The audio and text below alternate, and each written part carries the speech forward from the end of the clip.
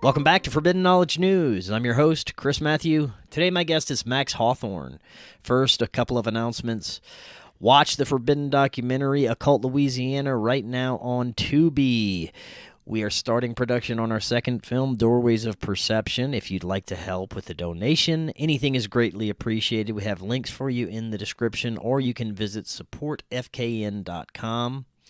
You can also get a Rokfin premium membership. You go to rokfin.com/FKN Plus, and you'll get access to all our premium content and all the premium content from every creator on Rokfin. Today I want to welcome Max Hawthorne. He is an American author and screenwriter, referred to as the Prince of Paleofiction. He is best known for his Kronos Rising series of sci-fi suspense thrillers, which have garnered both Book of the Year and People's Choice Awards. He is also a singer-songwriter, advocational paleontologist, cryptid researcher, IGFA world record-holding angler, and a voting member of the Authors Guild. Max, welcome. How you doing? I am awesome. It is such a pleasure to meet you, and I can't thank you enough for having me on the show. Thank you so much for coming on. This is going to be fun. We're going to actually discuss some of your incredible personal encounters, which you have video evidence of on your website, which is temporarily under maintenance. We'll let the audience know all about that. We'll have some links for them in the description as well. You're also a longtime writer and researcher of high strangeness and encounters with cryptids and other beings. It's just some of my favorite topics. We've got a lot we can get into today. Before we get too far, this is your first time on. Tell the audience about yourself, your background, and what led you to this kind of work and research. Okay, sure. So I am an author by trade. I write the award-winning Kronos Rising series of sci-fi thrillers, which have been actually the hashtag Jaws meets Jurassic Park was actually originated in relation to book one in the series Kronos Rising. And the story is basically about a giant prehistoric marine reptile the size of a whale that is set loose off the coast of Florida and proceeds to do what any giant predator will do in a new environment: explore its domain, establish dominance, look for mates, things like that. Death and destruction follows and all that stuff. It was a pretty cool book. It won a Book of the Year award, and I was quite happy with it. But that's what I do regularly. I've also done a horror Christmas thriller called The Sleigh, Sleigh. Memoirs of a Gym Rat, which is a raunchy and shocking expose on all the dirt that goes on behind the scenes in many gyms, possibly yours, kind of a survival guide, and even a children's book called I Want a Tyrannosaurus for Christmas, which is one of my personal favorites. Awesome. So, right on. In terms of ending up with the whole cryptid thing, I mean, over the course of my life, I've had a couple of very unusual encounters of my own, as you mentioned. But I didn't really get into it a lot until I was doing more and more research for the Kronos Rising series, which is available on Amazon or kronosrising.com. I guess I'll shamelessly plug that. But anyway, and over the course of doing that research, I ended up doing a lot of cryptid sightings research for the book. You want to create plausible deniability for your audience type thing. So I looked into a bunch of research about like a U-boat that saw what appeared to be a 60-foot mosasaur during World War II, I believe it was, and lots of other stuff.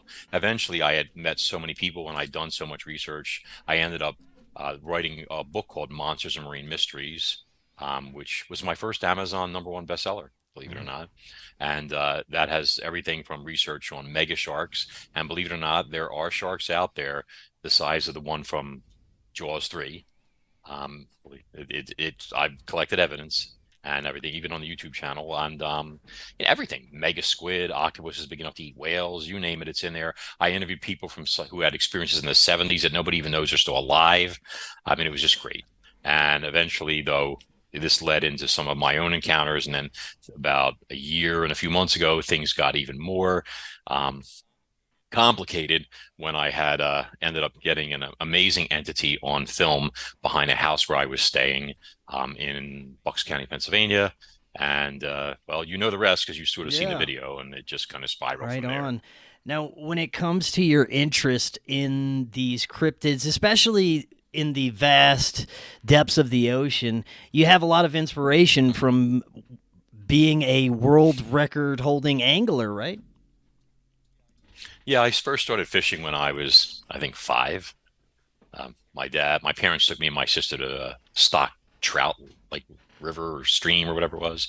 Caught my first rainbow trout. I mean, to me, it was like this big, but I think it was really about that big. But when you're 5, it might as well be a yard long. And so I've always had a passion for that. And obviously, my dad was a rock hound, so I was surrounded by fossils, and I grew up with I mean, you're pretty young. So when I was a kid, though, we had these things called the Prehistoric Scenes model series by Aurora. They were like snap together model kits, and they were great. I mean, they're classics and vintage now. Everything from a Tyrannosaurus Rex to a woolly mammoth. So I grew up building all those and working at the Cabinet of Sciences in Philadelphia and stuff. And it all kind of built together. So it gives you a passion for prehistoric life and as well as for the water. It's like sort of like the Forrest Gump thing. You drop your line down there, you never know what you're going to get. It's like dating on the internet. Right on. Yeah, now before we get to your encounters, were there any stories or others' personal encounters that you came across in your research that really stuck out for you that propelled you into these realms further? Well, there was one which I wish had made it into the book, which it didn't, but I was doing a brief blog talk radio show of my own where I got to interview a gentleman named Al Friswell, and his uncle had seen gosh, I don't remember the date. It was decades ago, but a creature that we were calling the Red Sea Serpent, and it appears to have been an enormous plesiosaur of some kind. I mean, like all the evidence indicated, and I mean big. This thing's neck was mad, like this thick as a barrel. It had a big head, huge long neck, and it actually serviced beside a boat where him and a bunch of his friends were fishing together. And it was a small boat, so they were quite intimidated. This thing must have been, I'm going to guess, 60 feet long if you included a body to go with that long neck. At first, they thought it was a giant snake, but eventually the evidence suggested they had an encounter with an enormous plesiosaur that was attracted to the bait they were putting in the water, the fish blood, the guts, and all this other stuff like that. They would catch fish, they'd fillet them, throw the organs over the side. They were unwittingly putting out a huge chum trail, etc. And this encounter was incredible. And the thought that there might be plesiosaurs still alive, like a tiny relic population eking out an existence, I found that very intriguing, especially considering I write books about giant pliosaurs and things of that Well, nature. with the vastness of the oceans and how much our modern science has not explored some of these levels and these depths, it's not hard to fathom that these creatures could exist, even what we consider to be ancient Paleolithic dinosaur-like creatures. Yeah, I mean, there are people out there that say, "Oh, he believes plesiosaurs or mosasaurs are still alive and stuff like that." Do I believe it? No, that would be a lie. Do I hope that it's possible? Mm-hmm. Yes. I mean, who Right. wouldn't, to be perfectly frank? And do I think it's impossible they're still alive? No, because they were still alive at the end of the Cretaceous. See, but the idea is, I mean, the oceans, as you were mentioning, their vastness, only 5% of the ocean floor has been explored. 5% of the floor. That doesn't include the average of 11,000 or more feet above that in terms of the water column. So you've got all that. You've got if plesiosaurs were still alive, you're talking about a species that's entirely marine based, that gives birth to live young, that would not, come crawling ashore to lay eggs like sea turtles do, etc. If one of them came to the surface, they don't stick their head up and listen, look around typically like that, like la la la la la, like look at me, like a big giant duck or goose or something like that. Their nostrils are up top here. They just serve us to breathe like a whale and go back down. So what would you see? You know what I mean? And when I was doing research myself for things, they don't blow, meaning spout like a whale. There's no and no giant column of water vapor there. When you see a sea turtle or a crocodile surface for air, it's like little bubbles that come up as they're approaching the surface. It's hardly any disturbance at all. So you wouldn't have anything to draw your eye to something like that as well. And they ingest gastroliths, which are stomach stones for buoyancy, which means that when they die and the air comes out of their lungs, they're negatively buoyant. Their bodies would automatically sink. So you're not going to have something bloated and floating on the surface even. So the odds of even finding a carcass before it gets scavenged and torn to pieces and completely, rotted away are, again, very, very small. But, hope springs eternal. Now, before we get to your very profound recent encounter that you were able to get on film. Had you had any other personal encounters with things that you really couldn't explain what they are, even out on the ocean? Yes. I mean, the ocean stuff, everything we're about to talk about, this stuff is all in Monsters and Marine Mysteries. So if everybody wants all the details, they're in there, the photos, the graphics, the drawings, all that stuff. Gosh, let me think. I think the first one I had, which I don't want to get into too much detail in it because it's a very harrowing experience and so fantastical that I was there and I don't believe it. But when I was like 19, I had a bad habit during the full moon. I guess I thought I was cool, oh, full moon and it's midnight. All summer, every time there was a full moon, I would take our Doberman and I would go. We lived in Southwest Philly, and I would go down into a cemetery called Mount Moriah Cemetery and go walk through the cemetery with the dog. And so one time I was doing that, and I guess something was waiting for me or something, and I started hearing this sound, this like sound, and it started getting really creepy, and it sounded like something digging. And you could start to feel it through the soles of your feet, like something was clawing at the earth or something like that. And believe it or not, I got to a certain point and I was right on this gravel path by the edge of this hill. And then something literally burst out of the ground in front of a tombstone about 10 feet in front of me. And yeah, and if I wasn't 19 and very fit and lean, I might have had a heart attack and died on the spot. Okay. And I stared at it, and I looked right at it, and I blinked multiple times to try and clear my vision to make it go away. And I tried to convince myself that it was a groundhog or a squirrel or a rabbit that took that wrong turn at Albuquerque, as Bugs Bunny used to say, stuff like that. But it wouldn't go away no matter what I tried to do. And I was looking right at it, and it was actually a hand, an actual hand, it was a right hand, gray. It had 4 fingers and a thumb. It was pale, and it had like this weird, like loose sort of like skin, like it was like wrinkly and like saggy a bit. And the nails were very, very jagged, and I guess that was from digging. And it literally burst through the ground, and then it like went like this. Like after it did that, it was like kind of like this. And I think it was resting because it was tired because soil is very heavy and all that. And I was just like terrified. And I literally went like, feet don't fail me now. I actually said that. Feet don't fail me now. I saw it in a Clint Eastwood movie, and I dove down this hill, which had a slope like that. And I was running down a hill, and I was so terrified. Everything was moving in slow motion. I mean, I was dodging trees and ducking under branches and leaping over boulders and all this stuff. And they were coming at me slow. Otherwise, I would have run into something and just killed myself. I was running so fast, the dog was choking behind me being dragged. Okay. And if you're running so fast a Doberman can't keep up with you, you're scared. Okay. Wow. I ran all the way home. I had to stop once when I collapsed in the middle of the forest. I got up, looked back to see if it was coming. If it was, I would have died again of a heart attack. Ran all the way home, whatever. It was a horrible experience. Wow. And I never went back, and I have no desire to go back. But when I researched it for the book, I found unexplained murders in the cemetery and a bunch of other stuff. Wow. So that is crazy. Not my favorite hangout spot. Yeah, I can imagine. Jeez. Yeah. And people say, oh, he's making that up. He was high. He was lying, whatever. You think what you want. Okay. I mean, no sane person would I guess people would make up a story like that. But it's like I said, it was so fantastical. I don't want to believe it myself. And I was there. Okay. And the hilarious part was when I got back to the house, I was so terrified. I was grabbing like garlic powder and sprinkling it on myself so I wasn't tasty and stuff, and collecting Bibles and crucifixes and all this stuff like that. And my brothers were mocking me, the 2 of them, and they were like, come on. He goes, you just imagined it. You made it up. I'm like, nope. And they're like, we're going to go right now. We know the area. We're going to go right to the spot. You're going to show us, and we're going to prove to you that, whatever. And I was like, I'm not going back. I am never going back. No. I said, you guys go. I'll describe the stone to you. It was a big, ugly, old, dark gray granite stone. And I said, and I'll tell, you go. I said, and when you don't come back, and I went, and you won't. I said, I will tell Mom what happened to you. And then they looked at each other, and all of a sudden they didn't want to go. Right. So damn.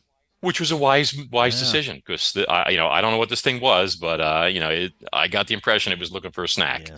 And Max is not on the menu. That's incredible. And that's what I love so much about this show is people that come on and share these profound experiences, so that others who've had experiences and are too scared, or they don't want to put themselves out there, maybe they'll have the courage to start to share with others, because it's healing in a way, and it helps other people to validate their own stories, right? See this? Look at this. This is 40 years later almost, and my hand still shakes when I relive it in my head. Okay, that tells you something. All right, that's the scariest thing that's ever happened to me. And I've had some scary things happen to me in my life, so Well, let's get to including being shot at. Okay. And that was like nothing compared to this. Oh, wow. It's all right. Let's get to some of your more recent encounters where you were actually able to commit some of this to video evidence. Tell us about when and where this situation occurred.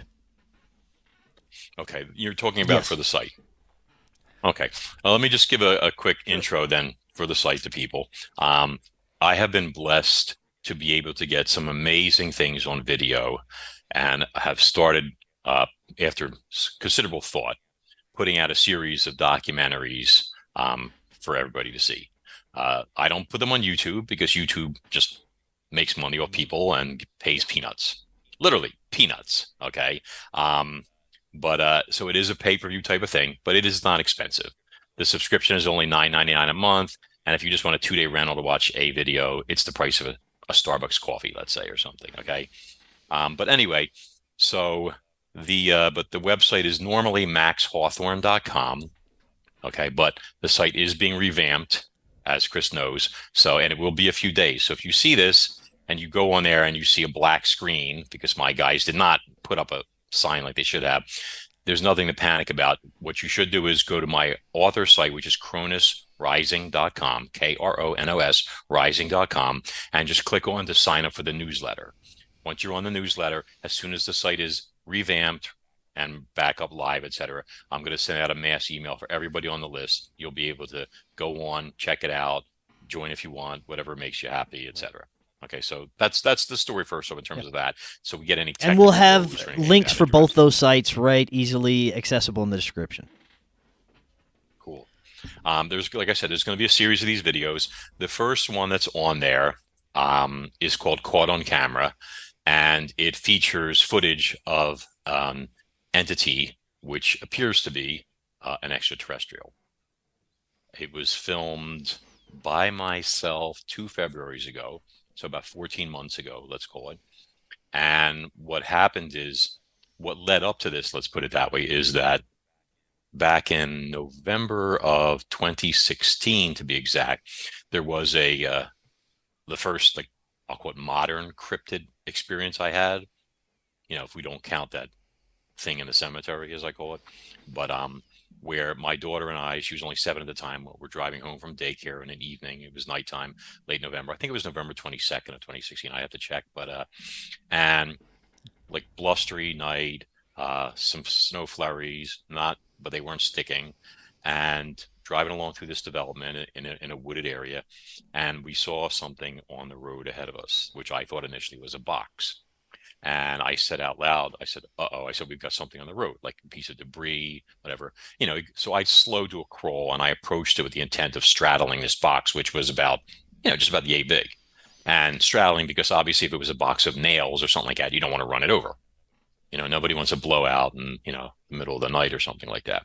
So as I started getting close to it, the box started to move, and it got taller. And of course, explaining it away, I dismissed it as being, it was windy, and this was the box's flap was like rising up, but it was not. It was some little creature, and it was sort of like pushing itself like upright like that. It had apparently been face down on the asphalt, and I think it was hurt. In fact, I'm sure it was hurt. I thought it maybe hit a power line, or an owl took a swipe at it, or something. A friend suggested it might have been hit by a car or banged into a car or something like that. But it was hurt, and it was lying in the street. And I guess when it had an SUV that weighs 5,000 pounds with headlights coming at it, it got, what can I say, motivated to move. So it pushed itself upright, and I stopped, and I think it was about 20 feet from my headlights at this point, so pretty close. Okay, and then it kind of like shrieked at me or something like that. I wouldn't say roared because it was small, so I wouldn't think it'd be a roar, but it had this look on its face, like kind of like wait, like this, like that. Huh. Okay, and it was dark gray. It had dark gray skin and blackish eyes and a blackish mouth and like a flattish nose or whatever and stuff. And behind the head was like all this like bristly stuff. Like I don't know if it was like a mane or some I don't know what. But and I was looking right at it, and it reminded me of the homunculus from like that old Sinbad movie or something like that. You Yeah. know, Yeah. seriously. And it had like uh my brain shut up for a second. But it was so yeah, but it was like but it was making noise, and it was either scared or angry or both. And I couldn't hear it because the door was closed. Okay. But I was staring right at it, and I'm thinking, oh, its head was about the size of an apple. Okay. Like about yay big, like that kind of thing. Okay. It wasn't huge. But and I'm looking at it, and my brain was like fast forwarding through the animal kingdom. I mean, I've seen so many animals in that area. I kind of felt like in the Cronus Rising series, there's this computer system called Archimedes, where if you give it a sample, like a tooth or a bone or a tissue or something like that, it can analyze and tell you what member of the animal kingdom you found. So my brain was doing an Archimedes thing, rolling through there, and a possum, no; groundhog, no; squirrel, no; rabbit, no; da da da da da da da da. I could not figure out what I was looking at, and this was happening very quickly. And so I'm looking at it, and I went like, what the hell is that? And I don't normally use expletives in front of my 7-year-old. It just kind of slipped out. And as I said that, it sprang up into the air, and it had wings, Oh, believe it or not. Like wings like shot out like this. And if I'd had a dash cam, I would have been like on every news channel after that. Okay. And these wings flew out, and it had a wingspan of, I'm going to say 3 to 4 feet. So the wings were very large in comparison to the body, like bird proportions. yeah. Like, if you say, oh, like a guy's 6 feet tall and he has 12-foot wingspan, that person's not getting off the ground. You know what I mean? Like, you would need like a 20-foot wingspan at least or something like that. But this thing had but they were like insect wings. This was the crazy part. There was two of them, two sets. They were the same size, not like dragonflies where one's slightly larger than the other. And they were like elongated ovals like that.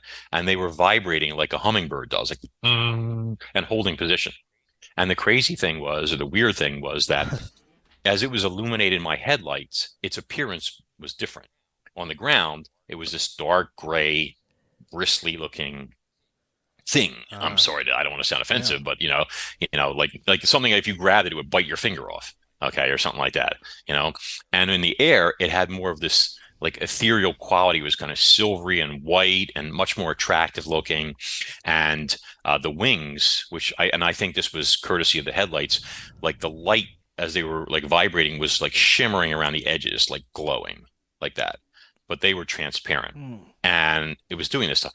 Somebody told me maybe it was trying to look friendlier, in the air. Maybe it noticed that my daughter was there. She was a child, so it didn't want to look as scary. I thought maybe it was on the ground and it could camouflage. And so on the ground, it was trying to match the asphalt in terms of color, maybe even texture. I don't know, or anything like that. But this is what happened. And as I said that, what the hell is that? And it did that. My daughter goes, "It's a fairy, Daddy. It's a fairy." And she was pointing right at it. And then it just like looked, its head shifted, and it went, whoosh, and it was gone. And it was an amazing flyer. I mean, like powerful. And I was just standing there with my jaw hanging open. And we drove the rest of the way home with me talking to myself, like, this type of stuff. And now I'm like traumatized because my whole world just got upended. And my brain's going back to the cemetery incident, which I thought was some sort of like Strigoi vampire thing or something like that. I never wanted to go back and find out, whatever. But now I'm thinking, are vampires real? Are fairies real? Are they all real? Like, what the heck is this? You're shaken up. Yeah. Okay. Now, Bucks County is famous for sightings, cryptids, all sorts of stuff from Bigfoot to UFOs to, Dogman and all sorts of stuff like that. So I guess the area also has something to do with it, but that's what happened. And so ever since then, we walked in the house with me talking to myself, and my daughter's like, Mommy, we saw a fairy. We saw a fairy. She was so excited and everything like that, and that was great because you see, in another year, when she started to not believe in Santa Claus, I was able to convince her. I said, but we know fairies are real, don't we? She goes, oh, you're right.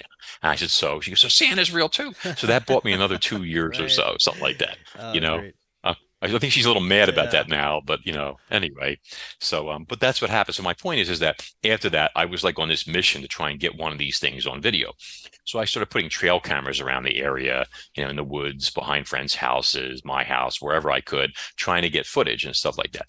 And that was back in starting in 2016. And I did it on and off, like you'd lose motivation, or then you get a better camera and try that and whatever, all this stuff. But my point is that a few months before that happened, I think I actually, at the same house where the site, the footages that people are going to see on the website, is that I did get a few frames of what I believe was the same Mhm. species, and it was moving so fast that when the camera was triggered by the motion, it was like all the way at the upper ends there, and I only got like 3 frames of it, but one frame is very compelling.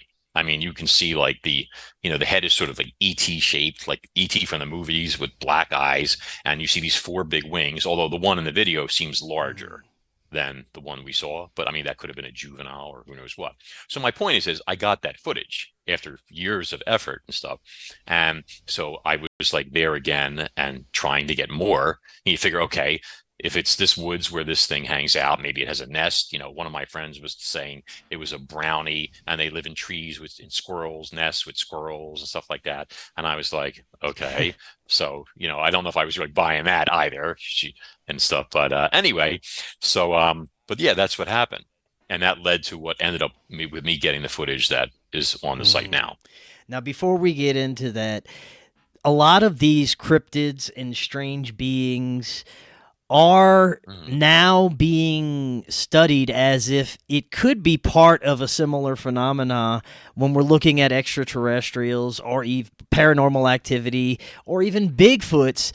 There are similar Mhm. aspects to each of these type of experiences at times that people can have, such as the being having psychic or telepathic abilities or disappearing, being associated Mhm. with other lights or orbs in the sky. Also, some of these entities tend to shapeshift or change their appearance based on, like you said, your daughter was there, so it seemingly changed to something more pleasant looking. What are your thoughts about how this phenomena presents itself? Do you think it could be the same thing presenting in different ways, or these beings may be utilizing the same type of unseen forces or energies to present themselves, or that's just what they normally have access to? So the fairy that my daughter and I saw was small. I would say it was a foot and a half tall at most. The entity that's in the video, handsome as I call him, is 8 feet tall.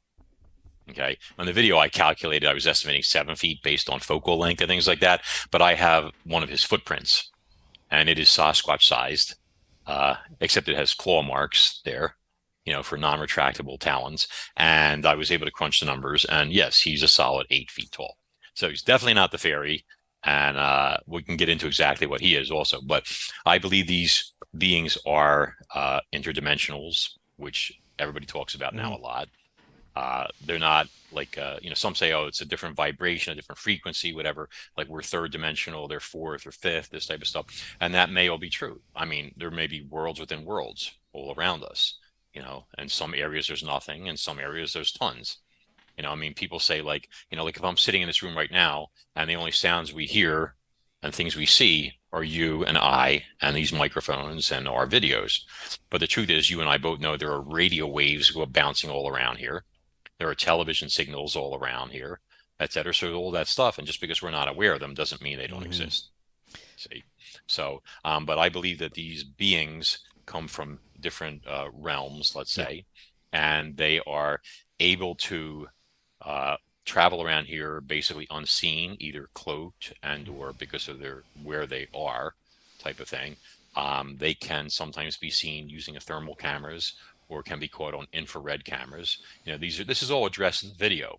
I discuss the frequency, like the range of what the camera is, the near infrared technology that I rely upon, what we can see, what other animals can see. There's all these different frequencies. So just because our limited range of visual ability, says, oh, there's nothing there, doesn't mean it's not there. If you could see more. Like, for example, cats, and there was a cat that helped me get that initial being on video. They can see, for example, in ultraviolet, which we cannot see. So that enables them to detect things that we can't, like ghosts and things like that. Sometimes when you see a cat staring at something and you think there's nothing there, you may be wrong, or you see a cat playing with something invisible and you think, oh, he's just batting around the air. Is he, or is there something actually there? I have some amazing footage of things like that also. See, so I think sometimes these beings only get exposed or can be seen sometimes, like the fairy, maybe because it was hurt. See, and that way it was unable to conceal itself. It was badly wounded, possibly even dying. I don't know, but I think that it rendered itself visible because it had no choice. It's like if you're swimming underwater and you're holding your breath, and then somebody comes up and stabs a knife in your ribs. This sounds incredibly violent. I apologize. You would probably lose your air and drown. The same type of thing. Okay, that's, like I said, that sounded horribly violent, so forgive me for that analogy. But anyway, that's just my belief on the subject. The entity in the video is using some sort of technology to conceal themselves. Now, whether that's an organic thing, that's part of their makeup, comes from their brain or something like that. Could be that. It could be super advanced technology. I mean, a lot of people believe that extraterrestrials have been around here on this planet for hundreds of millions of years, visiting Earth, etc. So if that's the case, it could be an assortment of things. It could be a cloak. It could be a portal. You've seen the video, Yes. right? So when you see it and you see all that energy swirling around and stuff like that, if you look close and you take time to go through there, you see other faces in and around that main being, which begs the question. And for everybody that's watching, when you get to go on there, first of all, I suggest you subscribe, because the next video, which is a phantom cat / shifter, is going to blow people's minds, but we'll get to that. But definitely register on the mailing list right now at cronusrising.com, and maxhawthorne.com will be back up live in a few days and stuff. But when you go on there, you'll be able to take your time and flip through frames, and you look close, you're gonna see stuff. Some person saw a dog man, another person saw a graze, another person saw, I think he said, a mothman. Okay, there's a lot of beings in there, and some stuff you have no idea what it is. Okay. And then that begs a bunch of questions. For example, what are all these other faces doing in there? Are they beings that this entity has met and interacted with? Are they disguises it uses that it has a whole choice of, what to appear as? And is that an illusion or actual shape-shifting type thing? Is that portal like a gate where things can travel in and out? And if so, are they hoping they can get through it? Maybe they can't, because the being that's, controlling it is sort of like a gatekeeper and would not allow that type of thing. Okay, that type of stuff. But yeah, that's my thoughts on the generalization. It also seems like our perception can be adjusted. The more we interact with these things, the more we encounter, the more we are likely to have another experience in the future.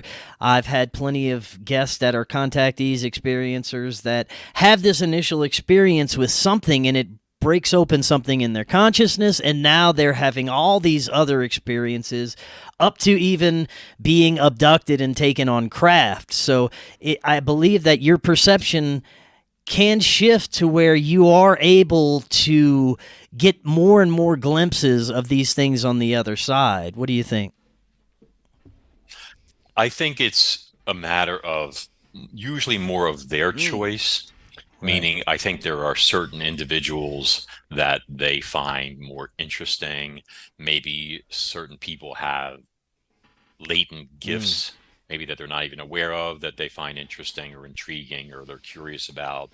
I believe it varies. A lot of people go with the star seed type of thing, that there have been ETs have been manipulating human DNA since time immemorial. And if that is the case, and it may well be, our DNA comes from some of them, different places. And maybe some DNA is more interesting than others, Mm. that type of thing. So there may be something more to that. I mean, they seem to have found me quite intriguing, because I've had multiple experiences and, even of some brief interactions, let's say, and stuff. And that, I think, like in the beginning, let me just start off by saying, first off, the being in the video, the entity whom I call handsome, okay, Jen, people should not be alarmed, is of reptilian ancestry. Okay, that does not make him some evil monster or invader or anything like that. There are good reptilians, there are bad reptilians, just like there are good people and bad people. You know, Mm. we see that day in, day out in the news, etc. So human beings are capable of, the works of Michelangelo or the works of Right. Mengele. Yeah. You've got a huge spectrum there. I far prefer the Yeah. former and the latter. Unfortunately, these days we seem to have a lot of the latter running Mm. around. Mm. Okay, but anyway, so and I would also point out, but he is reptilian, of ancestry, and he like in terms of, sorry, I didn't have a lot of sleep last night, so my brain's not firing on all cylinders. But Well, maybe tell us a little I bit don't more want about people how you encountered this particular like, being and the interactions with it. okay, yeah, that'll work. So what happened is the night in question, this took place around 4 something in the morning, I think. It's on the video in the documentary. And I made a point to analyze the video for everybody and go through it step by step and make sure everybody understands this is not swamp gas or a weather balloon, with teeth or anything Yeah. like that. Okay. You've seen it, so you know what I'm talking about. But so what happened is I'm a bit of a night owl. There are some nights where I just don't get a lot of sleep. Some of it's from being a writer, some of it's from being your mind not being able to rest. Sometimes it's from crazy things happening. Who Mm. knows what? But in this particular instance, there, yeah, it was around 4 something in the morning, and this cat, that was in this house was kind of getting very excited at something at the window, etc. And I had a trail camera affixed to a deck post out there at the top of a short flight of stairs, and I had it kind of pointed out, covering like part of the woods, the tree line, and the lawn back there. And my hope was that when one of these wing things, which is what I was expecting, flew out of the tree line, I was hoping to get footage. So then I decided, okay, if he's excited, maybe one of those fairy things is out there, you know. So I figured, let me go out there and I'm gonna, see if I can see it with my own naked eyes and stuff. So I went out there and I was like, I didn't want to trigger the camera. So I was like kind of like hovering above it and behind it, like on the stairs there. And you could feel like this weirdness in the air. It was very still. And then it was like this cold, like a cold wave, like comes over you like that. And I believe this is caused by the cloak that is being used. It kind of like drains thermal energy or something like that. And the like you could see in the video, like when it's being filmed, the temperature is a certain temperature, but as he backs away from me, the temperature rises up immediately several degrees. So there's proof there right away before the clip runs out that cold front, let's call it, is there. There's also a sort of feeling like almost like I don't know, some sort of magnetic thing or static electricity. Like if you rub your forearm on a balloon and then the hair stands up if you hold it close to it, something like that. Okay. So I thought, like, maybe one of these fairies is going to burst out of the tree line. So I did what I call flashing the camera, meaning I leaned over and I took my hand, I went in front of it real quick like that to trigger it to start recording. And then I waited and I looked and I looked and I didn't see anything. And it was getting a little creepy out there and the hairs in the back of my neck were starting to stand up. And I decided, I've done enough for one night, whatever. And I went back inside. Okay.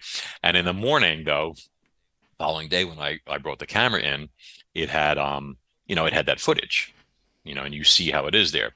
And at first it looked like something had obstructed the lens or something like that, But I went through all the processes, and the more I looked at it, I realized that the whole screen was this swirling field of energy. That's what it looks like plasma or something like that, and it's moving in, let's see, if you were above the entity looking down, it's moving clockwise. Mm. Clockwise. Yeah, clock goes this way, I think, right? Yeah, clockwise, like it's swirling like this. Okay. And the more I stared at it, the more I thought that really looks like energy or energized fog or something like that. And it was intriguing. And so I started trying to like figure out what exactly was going on there. So then I started playing around with contrast and stuff and increasing the contrast to see what would happen. And all this, for everybody watching, you'll see yourself firsthand in the video as the investigation proceeds step by step. Everything is explained. So, there's no AI or CGI or anything like that. I'm very straightforward. There's no hoaxing here. But, and so as I increased the contrast, the field shrank. Now when you increase contrast, for people that don't know this, contrast increasing makes darks darker and lights lighter. See? So for example, if you had a film, like an infrared film or near IR film, in this case, of like a light bulb or a lamp on the side of somebody's house, you would see like the brightness around the light, maybe the edge of the house and stuff like that. And the bulb would be the brightest part.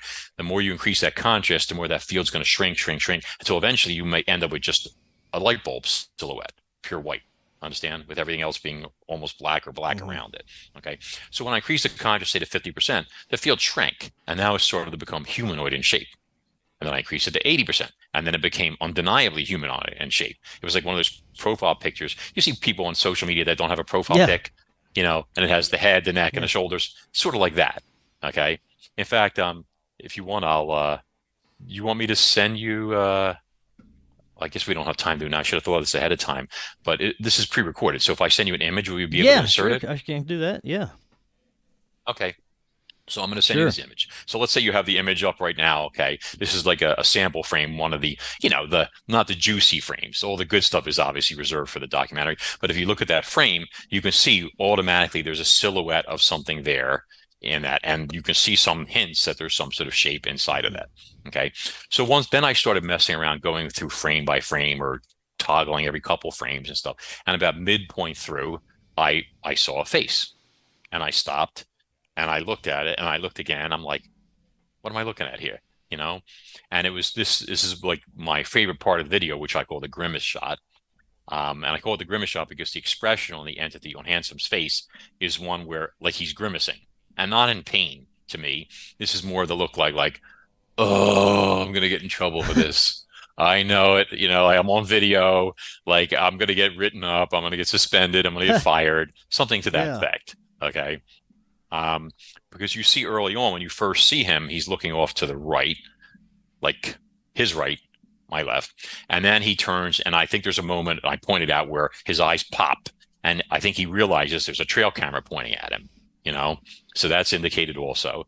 And then you see that then we get to this, a couple other shots, and then this grimace shot where he's like leaning back, like that and everything. And then then he starts to back away or whatever. And the thing like field starts to suck in on itself. And unfortunately, the 30-second clip ends at that point. So we don't see him completely disappear, but you can see he's backing away and you see the temperature coming back up, without him being super close, etc. Right. Now, did you have any progressing events after this that were connected to this being? Oodles, actually. But I want to point one other thing out. When you guys are watching the documentary, and I'm very sincere about this, these guys, in my opinion, are more like observers and or guardians. I think they're sent to observe people, sometimes to even protect people, believe it or not. And there is evidence to back that up. So I don't want people thinking like, he's not a monster. He's not some mindless thing. You can see from his behavior in there that he is an emotional being. He's capable of experiencing surprise, like angst, like face palm, whatever you want to call it, etc.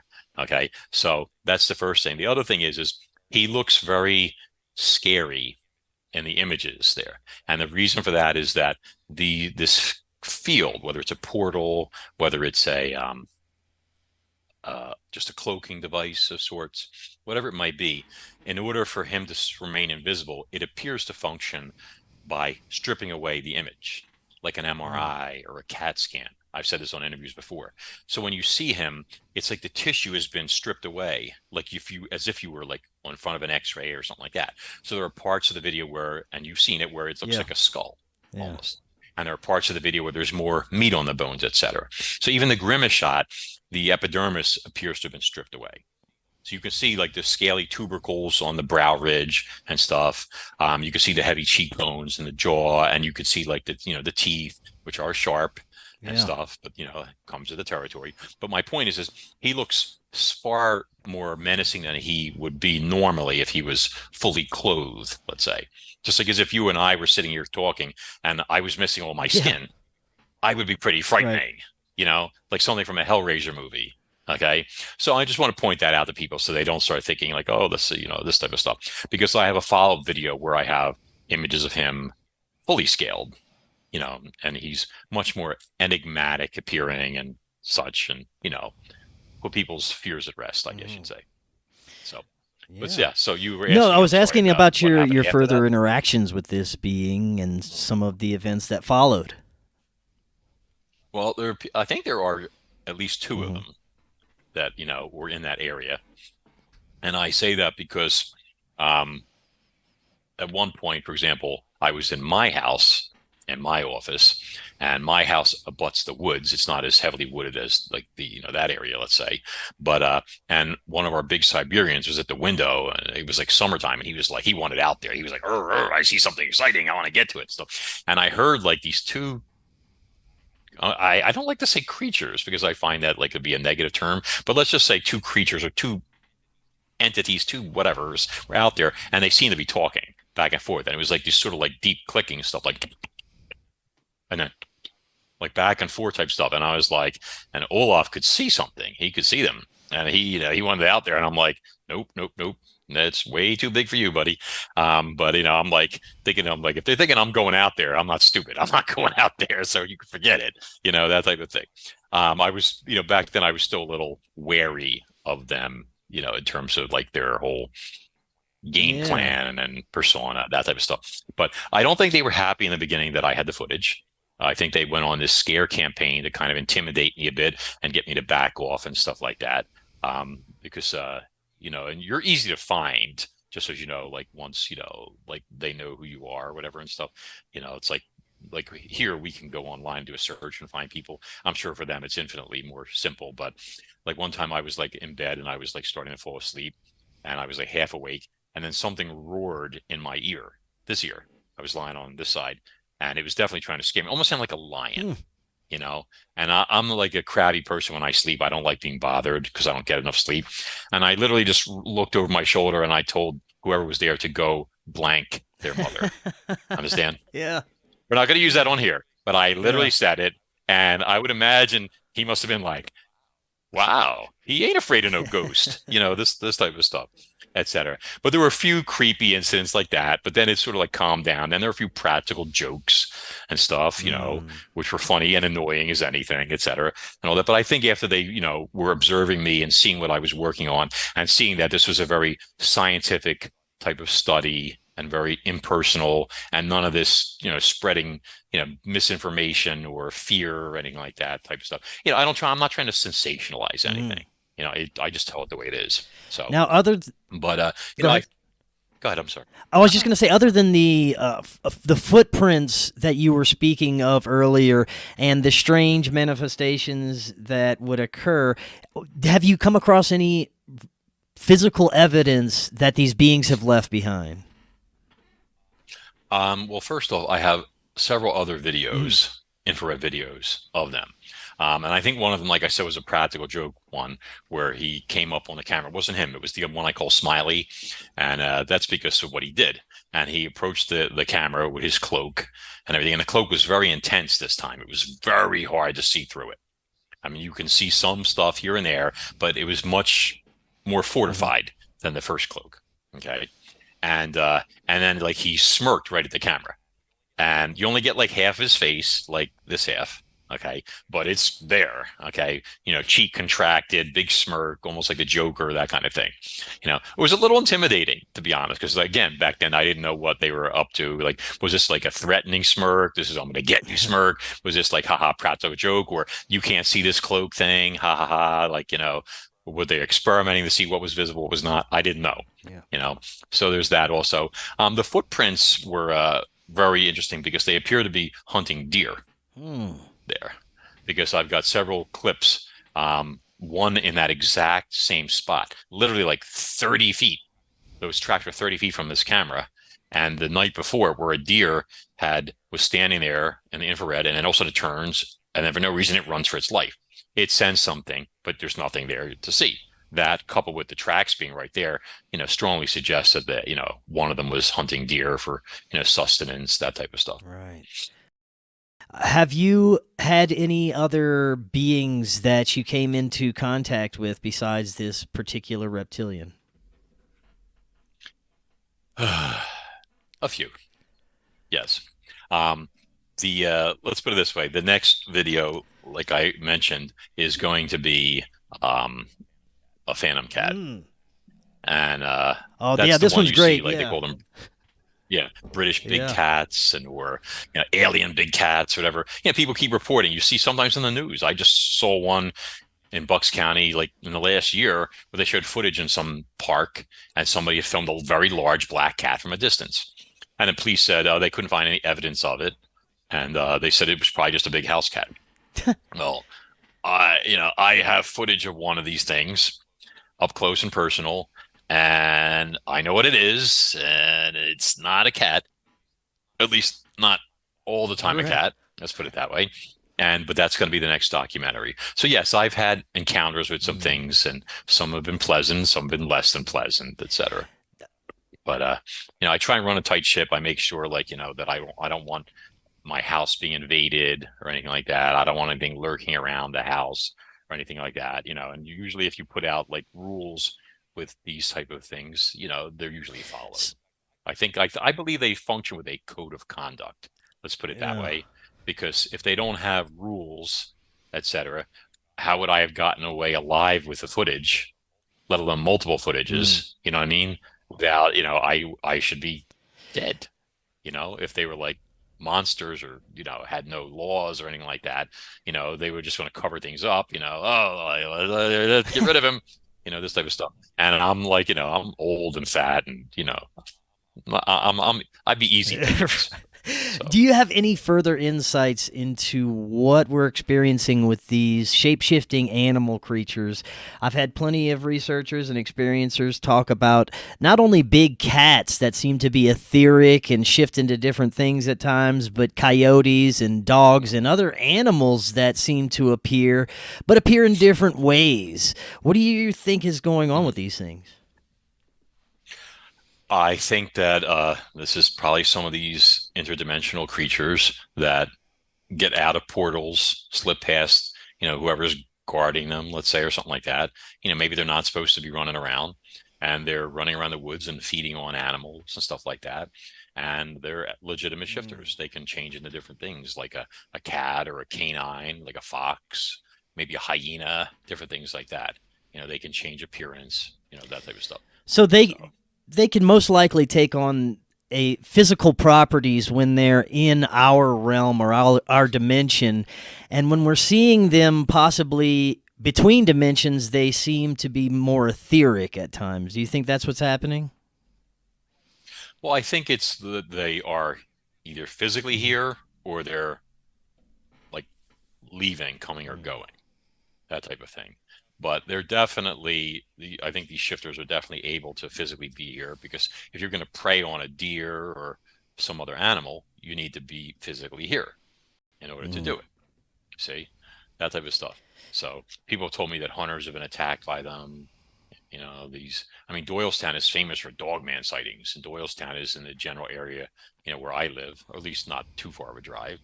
If you Google it online, you'll see all these sightings of dogman in that type of, it's area of Pennsylvania. Some of them are 8 or 9 feet tall, they say.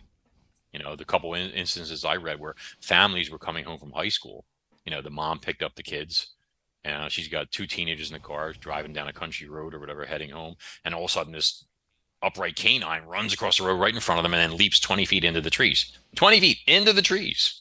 Okay. And the whole family sees it.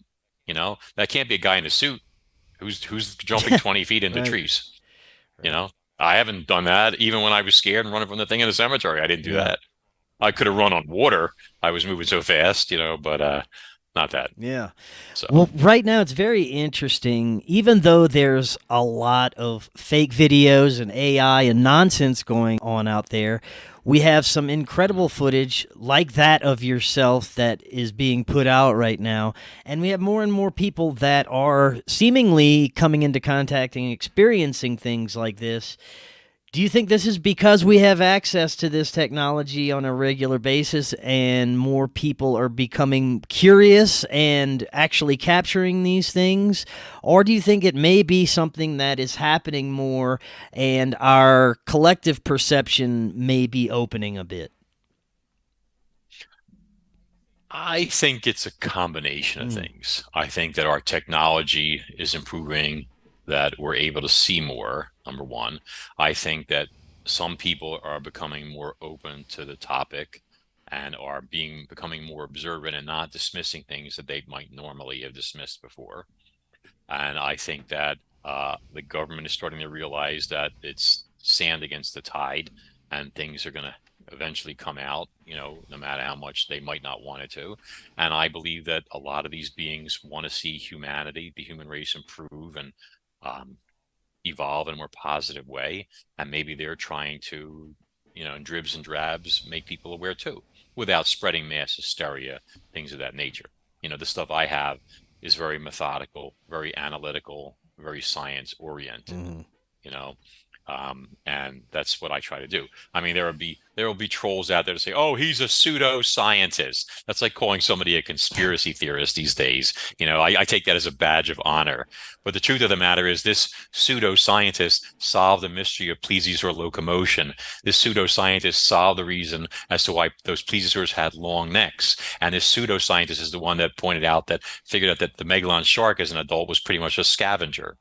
I did all that, okay, in my spare time, as if I had so much of it. Okay. So all these paleontologists that get in a huff because, they do this for a living and went to school for it and all this other stuff. And then here comes poor little Max Hawthorne writing his Cronus Rising books, and he solves a mystery you couldn't over 150 years. I'm sorry, but wouldn't you rather people know than not know? Yeah, I love it. I mean, think about it. People like yourselves are just doing the research and doing the work and surpassing anything that a lot of modern academia and science could never achieve. So we're in incredible times right now. I think it's also a matter that sometimes scientists blind themselves to what's possible. It's the whole Occam's razor thing and all that. But there's also what Sherlock Holmes said, and I'm probably going to quote this wrong, but when you're trying to solve a mystery and you eliminate all the possible, whatever remains, however improbable, must be the truth. They use that in Star Trek also.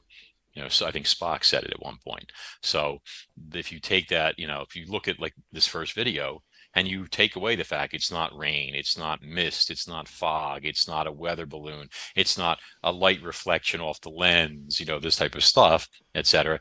You have to realize eventually that you're looking at this is an actual being with an eyes, nose, mouth, vertical slits for pupils, teeth, etc.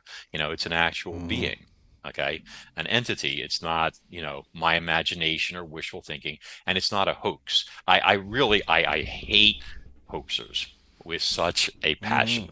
I have seen people out there claiming, oh, they caught a megalodon shark, and they post like a photo of it and everything tied up to the side of a boat, and then you find out it was a dead white shark that was photoshopped on the same photo somewhere and stuff like that. Or people that say, oh, I've got this photo and here's a dog man and he's carrying a woman over his shoulder and it's a black blob, and you're like, where is the I see a black blob, and you're trying to hypnotize me into believing that that's real, and I've seen these shows and I took the image because I'm very good with images, as you know from seeing the documentary, and I tried lightening it, changing all this stuff and all the time it's just a black blob. It's very suspicious. Let's put it that way. So, well, this is incredible work you've done. Everyone needs to go check out your website, maxhawthorne.com. When it is back up, like you said, you'll have that newsletter so everyone will know, and the videos and the documentary is incredible. I highly recommend all of that. Is there anything else that you're working on that the audience can expect to be seeing soon? Yeah, well, first, I just want to remind everybody, first thing you want to do is go to cronusrising.com and just subscribe to the newsletter. This way I can let everybody know when the site's back up so you guys can go on there. That's the first thing. In terms of like the tentative schedule for the documentaries that are pending, there is the Phantom Cat one is next, and that's going to surprise and shock a lot of people. So that's next. There is going to be a follow-up on Handsome's video with additional footage there. There is going to be a Mothman one. I have actual images of a Mothman in flight footage, infrared. Okay. I also have close-ups of one or two of them. And let me put it this way. All right. Sorry. No offense, dude, but if you're listening. But anyway, and then there's going to be Smiley's video when he came and he, looked right into the camera and smirked and all that stuff like that as well. So there's a lot of great stuff coming. I'm going to churn these out as fast as I can, but obviously quality control being what it is, etc.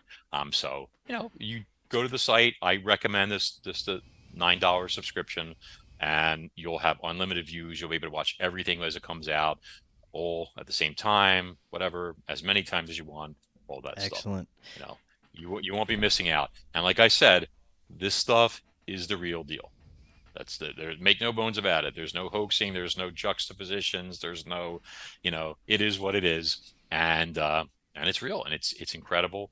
And welcome to everybody that decides to, sign up. Yes, go check that out. Definitely see for yourselves. Max, thank you so much. This was fantastic. There's so much more we can discuss. I'd love to have you back on in the future. Before you head out, remind everyone about those sites one more time. Sure. Thank you so much, Chris. And by the way, it was my ultimate pleasure. I can't thank you enough. So the regular site, which is, like I said, being revamped right now, is maxhawthorne.com. So you see my name right there in the left corner there. You just put a .com on that. That'll take you there. But right now, when you see it, you're going to see the black screen of death, as I like to call it, because these guys did not put up a thing to let people know, even though I sent out an email afterward. So right now, your best bet is just to go to cronusrising.com. You can go on there. You can see all the books. There's free downloads if you want to take advantage of and stuff. There's a paleo gallery, a lot of great stuff. So enjoy yourself. That's my author site. Okay. But register for the newsletter, and that'll all be synced up, and I will let everybody know when that's out. And you'll also get updates when the new videos are coming, when they're released, and if there's any prizes being given out too. Oh, and one last thing.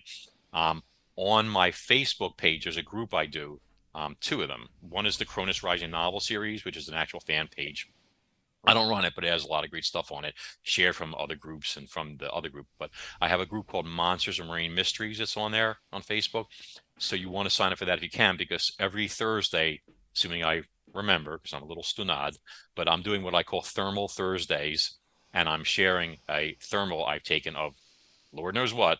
Okay, each Thursday, so you'll be able to go on there and see what we're looking at. Is that a gray? Is that, a reptilian? Is that, what the heck is that? I've got some wild stuff and plenty to share, and obviously that's on the house. Excellent. Max, thank you again. We'll do it again soon. And until next time, everyone have an excellent evening. We'll talk again tomorrow, and we'll see y'all all then.